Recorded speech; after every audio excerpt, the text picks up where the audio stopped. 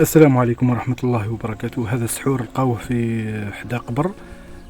جد واحد الأخت في عين البيضاء دايرين باللي يصرى طلاق وتفريق ومرض بالسرطان، والمرأة سموها جميلة بنت مريم. بارطاجيوه ماكسيموم، الله يحفظكم باش يوصل لمولاتو. ربي يبارك فيكم ويحفظكم، والسلام عليكم ورحمة الله وبركاته.